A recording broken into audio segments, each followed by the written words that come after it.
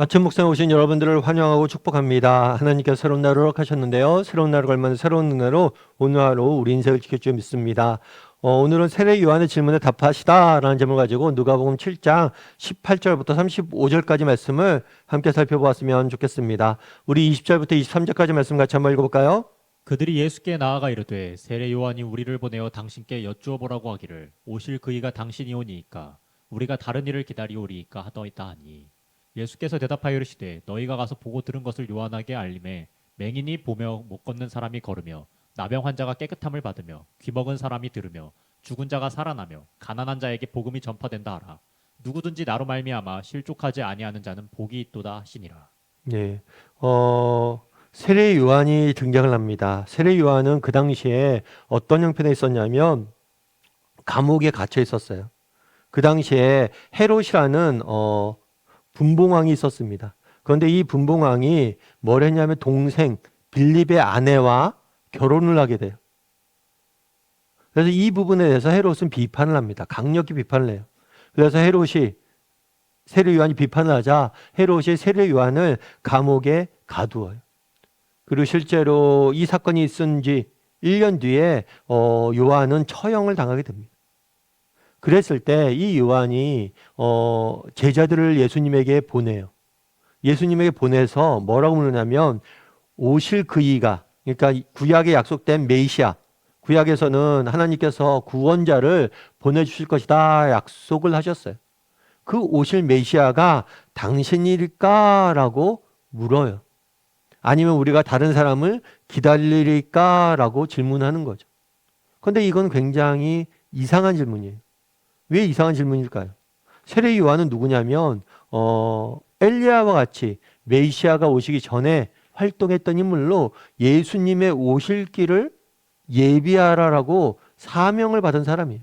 그리고 실제로 세례 요한은 예수님을 보고 하나님이 보시내신 하나님의 아들이고 메시아임을 증거했던 사람이에요. 자기가 이때까지 예수님을 하나님의 아들이고 메시아라고 증거를 했어요. 그런데 오늘 갑자기 우리가 메시아를 기다려야 됩니까? 라고 묻는 거예요. 그렇다면 왜 이때까지 이렇게 증거하다가 이렇게 물을까요? 왜 이렇게 물을까요? 이상한 일이죠. 이렇게 물은 이유는 무엇이냐면 요한은 그런 생각을 한 거예요. 구약 성경을 읽으면서 메시아가 오면 뭘 할 것이다? 이 땅에 하나님께서 정말 공의를 바로 세워주시고 이 땅의 악을 심판하시고 이 땅에 하나님 나라를 건설할 것이라고 생각했어요. 메시아가 오면 하나님 나라가 임할 것이라고 생각했어요. 그런데 현실은 어때요? 현실은 그렇지가 않아요. 오히려 악이 더 창궐하는 거예요. 실제로 그 증거가 뭐예요? 요한이죠. 요한도 정말 세상의 악된 모습을 보고 그것들 비판했어요. 그런데 오히려 감옥에 갇혀 죽을 위험에 처한 거예요. 의문일 수 있는 거죠. 분명히 메시아가 오시면 하나님 나라 건설되고 하나님 나라 건설되면 악이 패망하고 공의가 세워지고 선이 승리해야 되는데 여전히 악이 승리한다는 거예요. 그럼 이 현실 속에서 고민이 되는 거죠. 그러자 예수님이 뭐라고 대답하셨어요?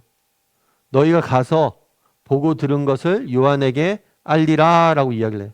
보고 들은 것은 뭐예요? 맹인이 보며 걷는 사람이 걸으며 나병 환자가 깨끗함을 받으며 귀 먹은 사람이 들으며 죽은 자가 살아나며 가난한 자가 자에게 복음을 전파된다 하라. 이것은 구약의 이사야 선지자가 예언한 내용이에요. 메시아가 오면 이런 일이 있을 것이다. 얘기하는 거죠. 요한이 구약 성경을 알 거다. 구약 성경에 보면 이런 일이 일어날 것이라고 이야기했는데 실제로 일어나고 있다는 것을 너희가 보았으니 들었으니 그것을 전해라. 다시 성경의 근거에서 자기가 메시아임을 증거하는 모습들을 보게 되는 것.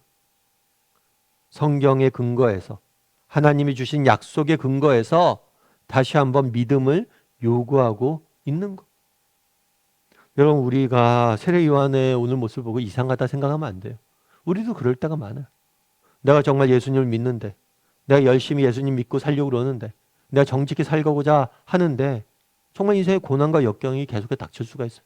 악이 창궐해지는 것을 볼 수가 있어요. 정말 선하게 살려는 사람들 다 망하고 정말 못되고 잘못되고 겉된 삶을 사는 사람들은 훨씬 더 이렇게 성장하는 경우들이 있을 수 있어요. 그럼에도 불구하고 그럴 때 의문이 들 수가 있죠. 그럼에도 불구하고 우리는 그럴 순간이라도 뭘 해야 돼요? 하나님의 약속을 붙잡고 믿음의 길을 걸어가야 된다는 거예요. 뿐만 아니라 그날의 요한은 뭐예요? 자기가 기대했던 예수님의 모습이 있어요. 기대했던 하나님 나라에 대한 꿈들이 있어요. 그런데 현실은 자신의 기대와 달라요. 그럴 때라도 하나님을 신뢰할 수 있어야 된다는 거예요. 우리도 이 땅을 살다 보면 우리의 기대와 정말 현실이 다를 때가 너무 많습니다. 그럴 때라도 우리는 뭘 할 수 있어야 돼요? 하나님을 신뢰할 수 있어야 돼요. 윌리엄 캐리라는 분이 계십니다. 이분 같은 경우에는 인도 선교의 아버지라고 불릴 정도로 인도 선교에 초석을 놓았던 분이에요. 그래서 이분이 인도에 가서 선교를 하고 인도 사람들에게 복음을 전하기 위해서 노력을 했어요.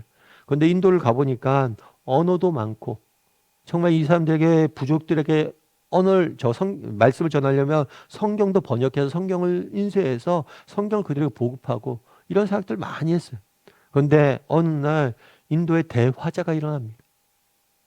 그리고 이 선교사님이 만들던 인쇄소서 불이 나요. 그래서 그동안 만들어놨던 성경과 모든 것이 완전히 활발 타버린 거예요. 얼마나 답답해요. 그동안 했던 모든 일들이 뭐예요? 숲으로 돌아갔습니다. 그리고 그렇잖아요. 다른 모든 것이 불이 나도 성경을 번역하는 것은 오히려 불로부터 구원해줘야지 뭔가 맞는 거잖아요. 그런데 이상하게 성경을 만드는 인쇄소가 활활 타버리는 거예요. 이해가 안 되는 일이죠. 그럼 나중에 윌리엄 캐리는 이 사건을 회상을 하면서 그때 대화재로 인해서 성경은 불타 없어지고 정말 인쇄 기계는 많이 망가졌지만 인도 선교를 한 단계 도약시키는 계기가 됐다라고 이야기를 해요. 왜 그랬을까요? 이 소식이 영국에 전해집니다. 근데 영국에서는 그동안 인도 선교에 대해서 그냥 막연히만 생각하고 있었어요.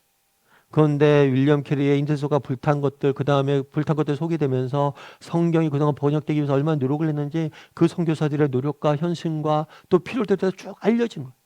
그래서 오히려 이 인쇄소가 불탐으로 인해서 영국 내에서 인도 선교에 대한 관심과 자원자들, 선교사들이 정말 엄청 자원을 한 거예요. 늘어난 거예요.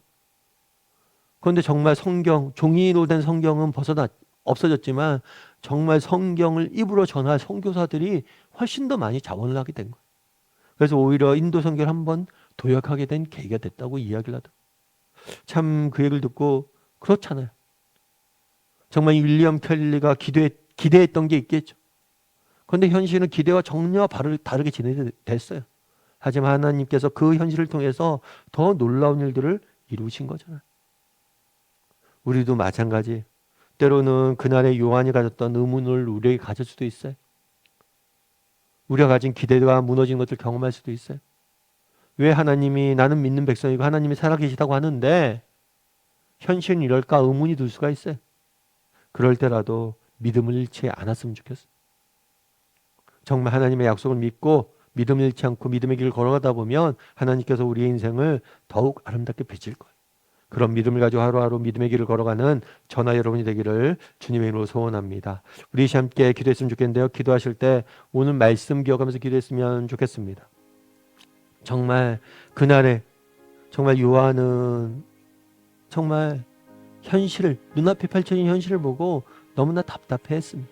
하나님 나라가 임하시면 악이 무너지고 정말 공의의 하나님 나라가 세워져야 되는데 오히려 악이 창궐하는 듯한 현실을 보게 됩니다.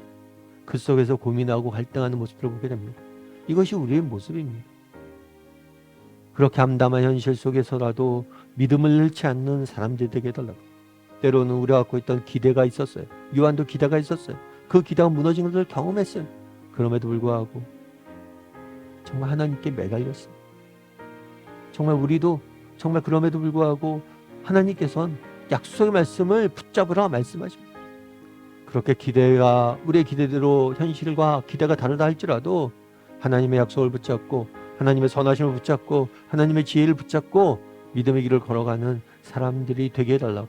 이제 오늘 말씀 기억하면서 한 목소리로 같이 기도하도록 하겠습니다. 같이 기도하시겠습니다.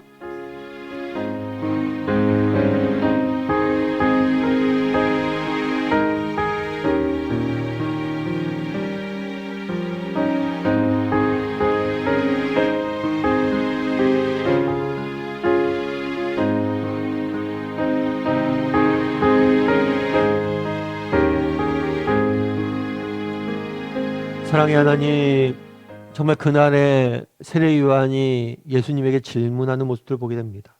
우리도 때로는 세례 요한처럼 눈앞의 현실로 인해서 우리의 기대와 소망이 무너짐으로 인해서 믿음의 의구심을 가질 때가 있습니다. 그럴 때라도 하나님의 약속을 믿고 더 신뢰하라 말씀하시는 예수님의 음성을 듣고 정말 하나님의 말씀에 더욱더 신뢰하고 믿음으로 걸어왔던 길을 걸어갈 수 있는 사람들이 될 수 있도록 주여 은혜를 더하여 주시옵소서. 때로는 현실이 우리의 기대와 다르다 할지라도 선하신 하나님께서 이 모든 것을 합력하여 선을 이루실 것임을 믿고 하나님의 때 하나님의 방법으로 더 귀한 것들 주실 것을 믿고 믿음의 길을 걸어가는 우리 모두가 될 수 있도록 주여 은혜를 내려 주시옵소서. 그래서 하나님 앞에서 충성되이 쓰임받는 마지막 때까지 쓰임받는 요한과 같은 인생이 될 수 있도록 주여 은혜를 내려 주시옵소서. 하나님께서 오늘도 우리 함께 할 줄 믿사오며 모든 말씀 예수님의 이름으로 기도드립니다. 아멘.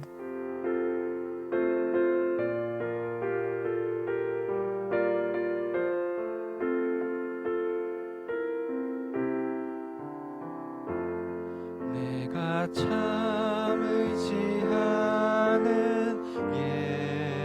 예수 나의 상처 입으신